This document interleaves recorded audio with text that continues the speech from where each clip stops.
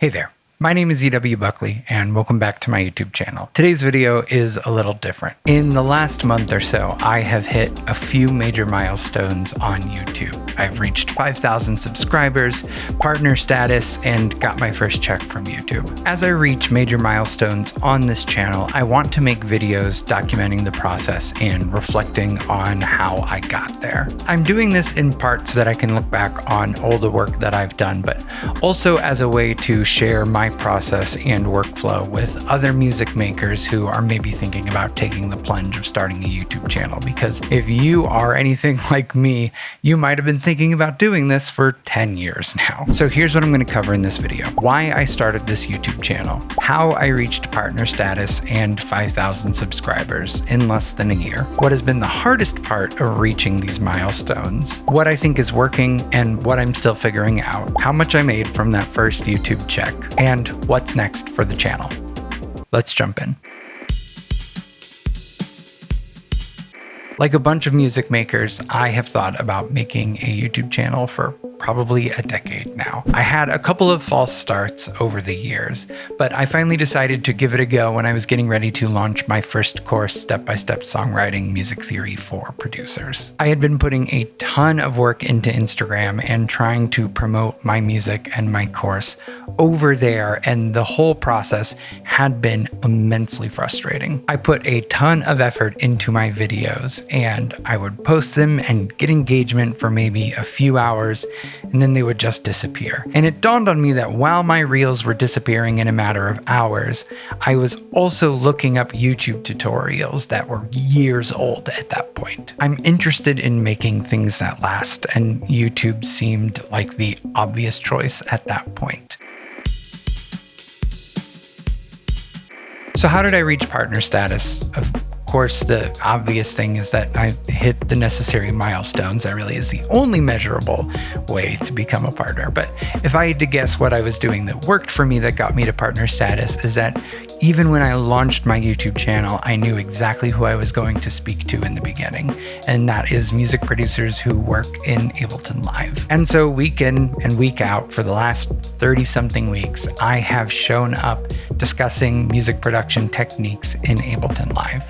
I didn't have, and I don't necessarily still have, the kind of audience or name appeal to draw from a broader group like, say, music producers as a whole. I want to branch out and discuss music production more broadly, but that's the kind of thing I can only do once I've built an audience and have rapport with them. My hope is that as you all get to know me through these videos, that you'll grow to be interested in how I approach music in its totality, from Ableton Live to creative mindset to production workflow and a lot of other things in between.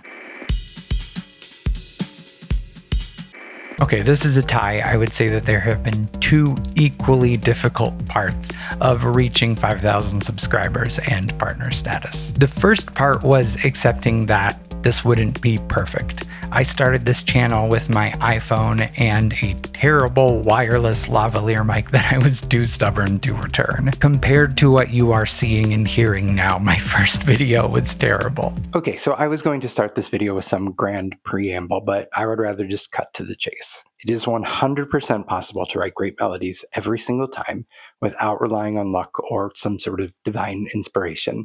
And in this video, I'm going to show you exactly how to do that. And I knew it wasn't up to my standards, but I put it out anyway, decided to figure it out as I go, make the necessary upgrades when I thought they were needed, and focus mostly on building my skills around video making. The second hardest part, and maybe the more hardest part of this process, is learning to ride the dips. I've had a few videos that have done exceptionally well for a channel of my size, clocking in at over 25,000 views each. But I've also had videos that I thought were absolutely great, come just not anywhere close to my average, and no amount of tweaking the title or the thumbnail could get them off the ground. But I've learned that it's a natural part of doing this.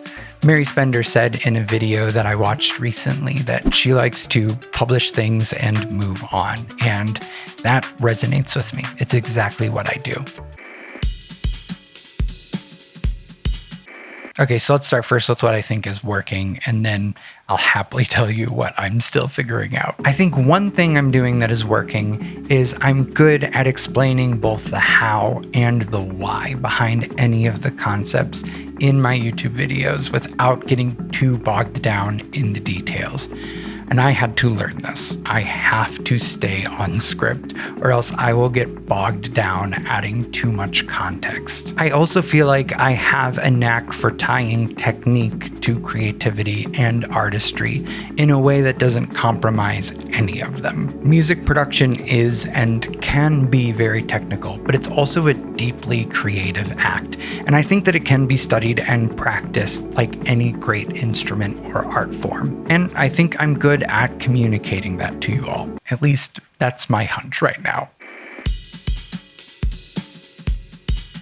I'm still figuring out how to frame these videos in a way that consistently draws people in. Title and thumbnail truly are everything. And that's particularly true when it comes to y'all and drums. If I get the title and thumbnail right, you all love my videos about drums. Currently, my most watched video is one about drums. But if I make an equally great tutorial about drums, the margin for error is much less forgiving if I get the title and thumbnail wrong. And that's a me problem, not an anybody else problem. But drums in particular is one that's getting me to scratch my head a lot lately. I'm also still figuring out a workflow that keeps me ahead of schedule on content. I never miss my Friday deadline, but some days it comes close. I'm also still trying to figure out how to make time for general channel upkeep. Like, I am long overdue for a channel branding update. I mean, in my profile picture, I look like a tomato.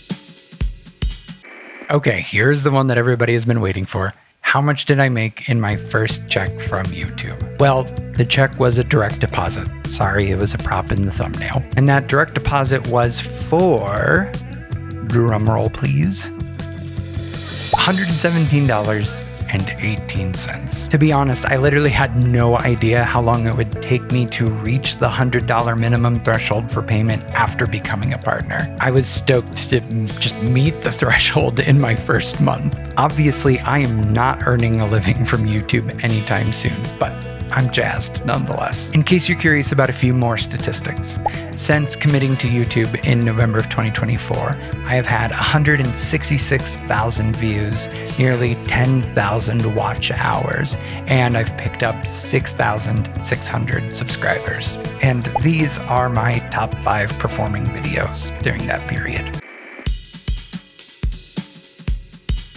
So what's next for the channel? Now that I've got the hang of a regular upload schedule and I've very clearly proven to myself that I can maintain it, I want to start thinking bigger. I'm going to be doing some series that expand beyond just a single video, and I'd like to explore some different types of content as well. Maybe reviews, vlogs, music videos, performances. I'm not sure. We'll see. I don't have too concrete of an idea yet about where I would like to take that part of the channel. But what I can tell you for sure is that I'm always going to be working to try to push the bar on this channel higher and higher, and always make sure that I am expressing myself and sharing the content that I find interesting in the hopes of helping you make the best music that you can possibly make.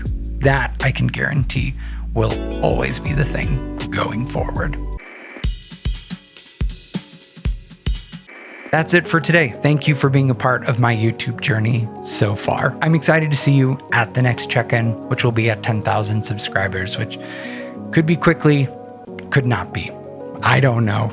We'll have to see. If you're new to my channel, of course, please go watch my regular content, but also please consider liking, subscribing, and leaving a comment on this video. That kind of engagement is exactly what helps me grow to these milestones, and 10,000 is on the way. I'm gonna reach it by the end of 2025, and I'm grateful for every single one of you who have been a part of that process so far. Till next time. Okay, I would also just like to point out that this is one of my favorite shirts, and it's because it's stealthily cool. You would never know. It just seems like cool blue abstract pattern, but it is in fact covered in brook trout. Brook trout.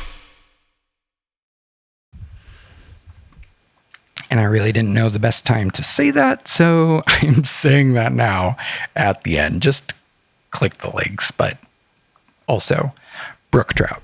Brook trout. Okay, see y'all later.